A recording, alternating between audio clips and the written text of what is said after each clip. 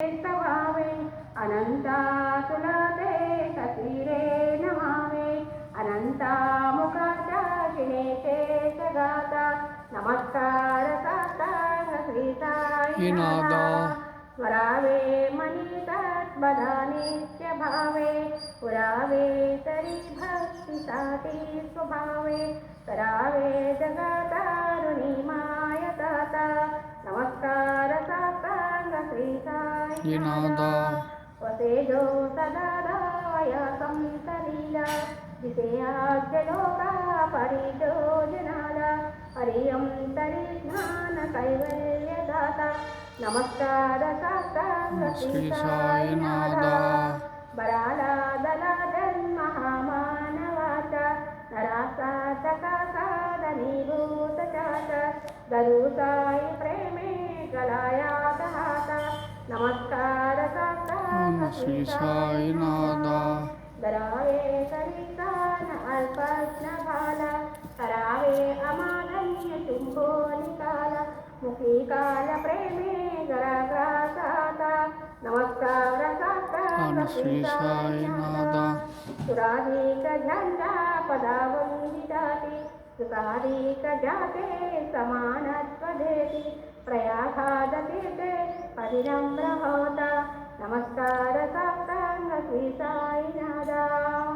तुझ्या ज्या पदापाहदा कोपबाली सदा रंगली स्वरूपी मिळाली शरीरास क्रीडा तवे कृष्णनादा नमस्कार साष्टांग श्री साईनाथा तुला मागतो मागणे एक जावे करी जोडितो दीन अत्यंत भावे बाई मोहनी राजा तारी आता नमस्कार साष्टांग श्री साईनाथा ऐसा येईवा साई दिगंबरा अक्षरूपवतार सर्वहि व्यापक तू श्रुतिसारा अनसूया त्रिकुमार बाबा येईवा काशीस्थान जपा प्रतिदिवसी कोल्हापुरभिक्षेपि निर्मल नदी तुंगा जलप्रासी निद्रामाहुरदेसी ऐसा येईवा जोळीलो मतसे वामकरी त्रिशूलढमरुदारी भक्तावरद सदा सुखकारी देशिल मुक्तिचारी ऐसा येईवा पायी पादुका जपमाला कमंडलो मृगशाला धारणी करतीवा नागजटा मुकुट शोभतो मादा ऐसा येईवा तत्पर तुझाया धैर्यानी अक्षय संते सदनी लक्ष्मी निवास करी दिनरजनी रक्कति संकटवारुणी ऐसा येईवा या परिध्यान तुझे गुरुराया दृश्य करी नयनाय पूर्णानंद सुखे ईसाया लाविसी हरिगुण गाय ऐसा येईवा साई दिगंबरा अक्षय रूपवतार सर्वहि व्यापक तू श्रुतिसारा अनसूया त्रिकुमार महाराजेवा सदा सत्स्वरूपं चिदानन्दकन्दं जगत्सम्भवस्थान संहारहेतुं स्वभक्ते जयामानिशं दर्शयन्तं नमामीश्वरं सद्गुरुं साईनाथम् भवत्वं सविध्वं समाताण्डमिज्ञं मनोवागतीतं निर्व्यानगम्यं जगत्व्यापकं निर्मलं निर्गुणत्वं नमामीश्वरं सद्गुरुं साईनाथम् भवतोदिमागानितानां जनानां स्वपादासुतानं स्वभक्तिप्रियाणं स्वमुद्धारणार्थं कलोकं भवन्तं नमामि ईश्वरं सद्गुरुं साईनाथं तदानीं वृक्षस्य मूलादिवासं सुधाश्रावणं तिष्ठमप्याप्रियन्तं तरुं वृक्षादि कल्पवृक्षान्तं साधयन्तं तं नमामि ईश्वरं सद्गुरुं साईनाथं सदा वृक्षस्य कल्पवृक्षस्यादिमूले भवेद्भावबुद्ध्य सपरादिसेवं ऋणं कोरसं मुक्तिमुक्ते प्रदन्तं नमामि ईश्वरं सद्गुरुं साईनाथम् अनेकास्मृतातर्कलीला विलासै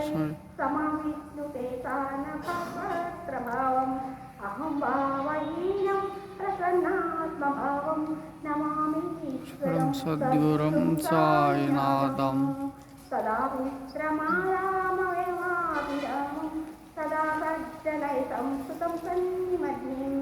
जनामोदतं भक्तभद्रप्रदन्तं नमामि ईश्वरं सद्गुरुं साईनाथम् अजन्माद्यमेकं परब्रह्म साक्षात् स्वयं सम्भवं राममेवावतीर्णं भवदर्शिनाथं पुनीतं प्रभोहं नमामि ईश्वरं गुरुं साईनाथम् श्री साई चक्रपाणचक्रणं सर्वार्थसिद्धिप्रदा यस्मत्पादरजप्रभावमतुलं दातापि वार्ताक्षमः तद्भक्त्या शरणं सुखाञ्जलिपुटा सम्प्राप्तोऽस्मि प्रभो श्रीमत्साई परेशपादकमलं नन्यशरण्यं मम साईरोपदरागवोत्तमं भक्तकामविबुधं ध्रुवं प्रभुं मायोपचित्तशुद्धये शिष्टयामहर्निशं मुदा चरितं प्रतिमप्रकाशं कृपातपत्रं तव साईनाथ स्वदीयपादात्समास्तानं पश्चायातामपाकरोतु उपहस्तनादैवत साईनादा कार्यो मयोपाश्रिनास्तं रमे मनो मे तव पादयुग्मे शृङ्गो यदास्ते मकरन्दलुब्धः अनेकजन्मार्जितपापसङ्ख्ययो भवेद्भवदासरो जदक्षिणात् क्षमस्व सर्वनपराधपुण्यकान् प्रसीद साई सद्गुरो दयानिधे श्री साईनाथचरणामृतपूतचित्ता तत्पादसेवनर्तानुजन्तभक्त्या संसार्यजन्मृतकाविरगदध्ये कैवल्यधाम परमं समवापुवन्ति स्तोत्रमेतत्पटे भक्त्या यो नरः सन्मनः सदा सद्गुरो साईनाथस्य कृपापात्रं भवेत् ध्रुवम् करचनं वा कायं कर्मजौ वा